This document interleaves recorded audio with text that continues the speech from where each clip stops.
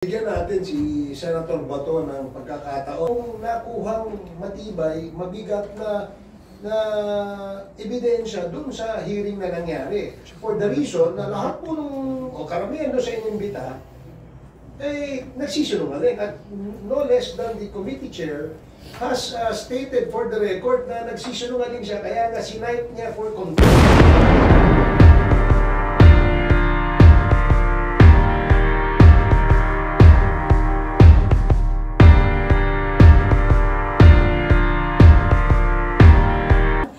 Sa tingin niyo po, ngayong iba na, yung under Senate President Cheese Edquip, sa tingin niyo po, matutuldukan na or tatapusin na yung hearing sa Senado about PDEA leaks? Well, sa tingin ko, tapos na yun eh. Kasi yung mga inimbita nilang mga resource persons, they were caught lying. And because they were lying, they were cited for contempt. So, bakit natin ini-entertain yung mga kasinungalingan nitong mga to? So, dapat talaga, sa tingin ko, matutuldukan na yan at mawawala na yung usapin na yan.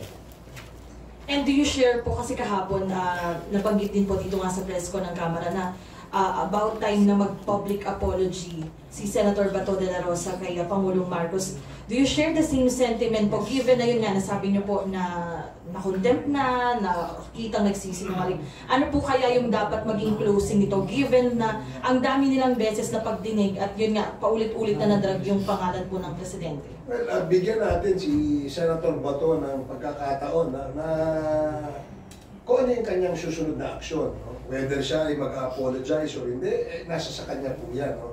But the fact remains that wala hong nakuhang matibay, mabigat na ebidensya dun sa hearing na nangyari. For the reason na lahat po o karamihan doon sa inimbita, nagsisinungaling. At no less than the committee chair has stated for the record na nagsisinungaling siya, kaya nga sinight niya for contempt. No?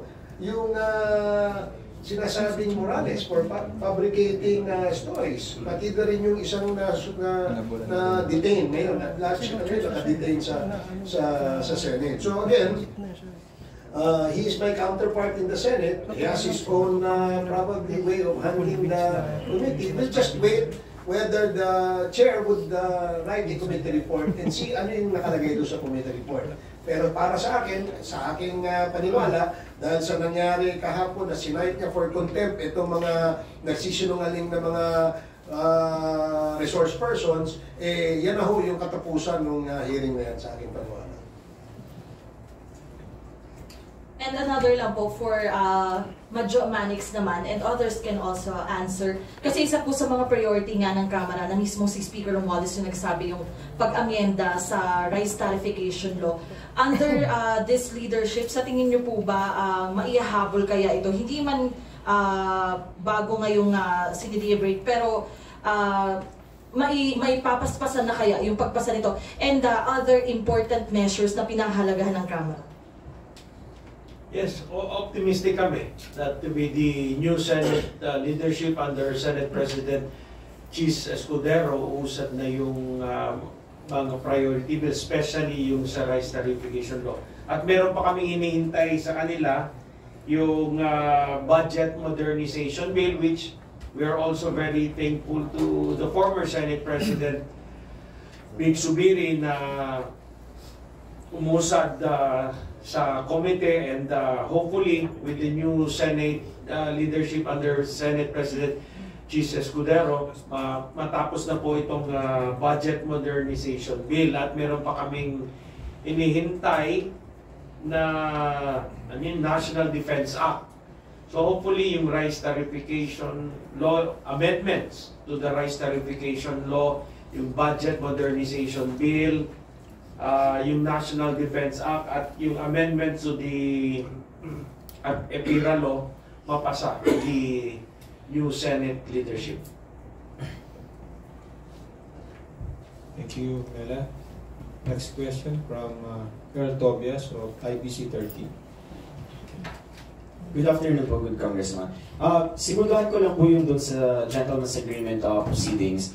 Kanina po, pinabulaanan ng dating former Executive Secretary and then former Defense Secretary na may nangyaring Gentleman's Agreement. So, ang problema, binubusisi po ng komite ngayon na yung nabanggit din na 2013 commitment daw na naabutan lang daw ng dating administrasyon, specifically sinabi po ito ni Ex-Secretary Medeldia, no, na hindi pwedeng i-repair yung BRP Sierra Madre at may kasunduan daw na pagkain at tubig lang pwedeng ipadala doon. And ironically, nabusisi rin po ni Representative Roch, no, na within 2016 and 2021 or 2019 ay walang nangyaring repair. So pinapa-verify po kung ano itong 2013 agreement, but what does it mean po regardless if totoo to or hindi?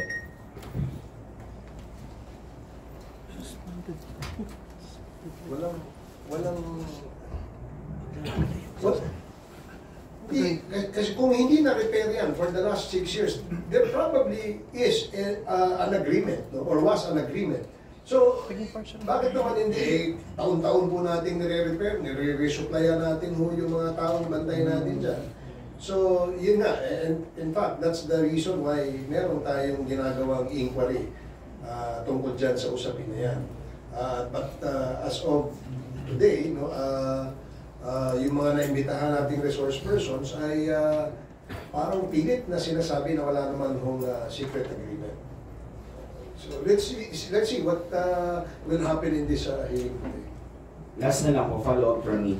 With that in context po, sinabi naman po ni Chair Natalie Gonzales no, na kung yung 2013 agreement, kahit na medyo may instability pa nga dahil wala rin dokumentong magpapatunay nito, sinabi niya na therefore with our sovereign rights na in-award naman noong 2016, regardless kung ano yung 2013, and we are not bound by it kasi nanalo nga po tayo sa arbitral ruling ng 2016. Any comments on it po?